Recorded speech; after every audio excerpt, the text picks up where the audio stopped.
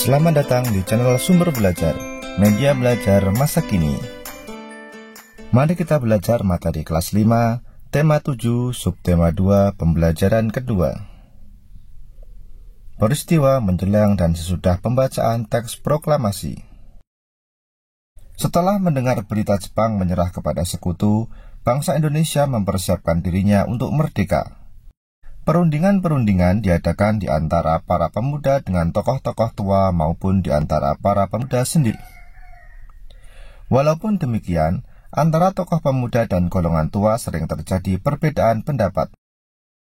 Akibatnya terjadilah peristiwa Rengas Dengklok.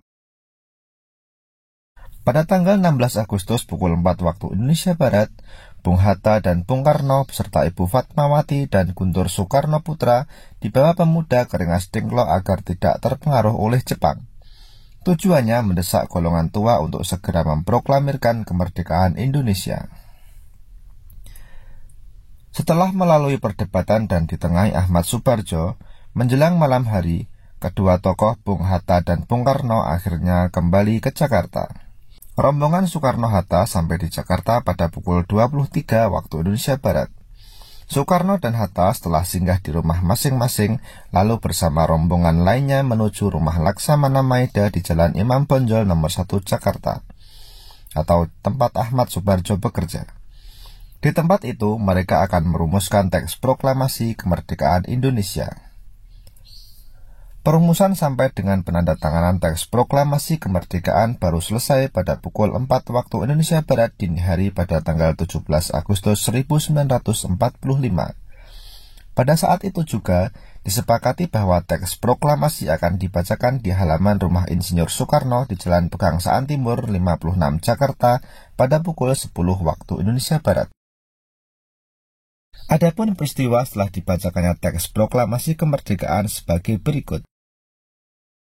Yang pertama, penyebaran berita proklamasi kemerdekaan 17 Agustus 1945.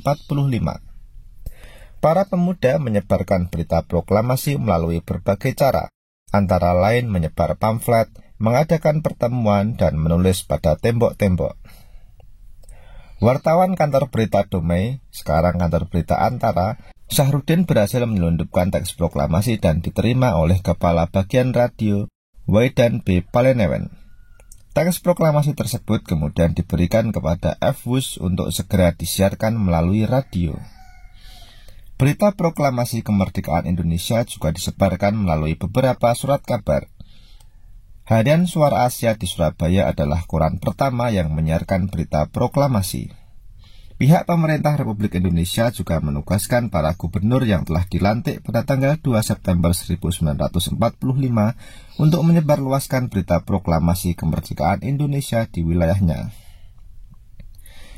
Yang kedua, sambutan rakyat di berbagai daerah terhadap proklamasi kemerdekaan Indonesia. Peristiwa penting yang menunjukkan dukungan rakyat secara spontan terhadap proklamasi kemerdekaan Indonesia antara lain sebagai berikut. Rapat raksasa di lapangan Ikada, Jakarta pada tanggal 19 September 1945 menyambut kemerdekaan.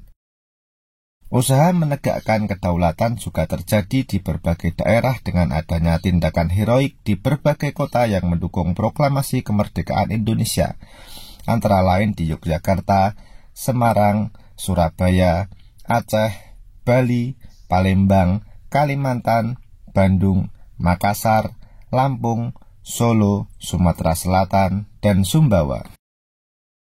Pada pembelajaran kali ini kita juga akan menyimak lagu Hari Merdeka. Mari kita simak lagu berikut ini.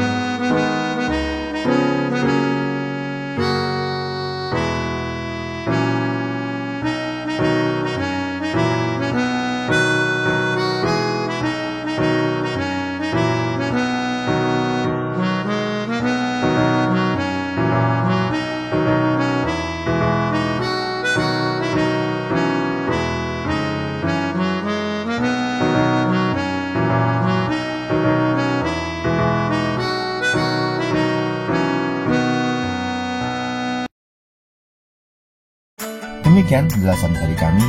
Jangan lupa like, share, and subscribe channel Sumber Belajar. Terima kasih.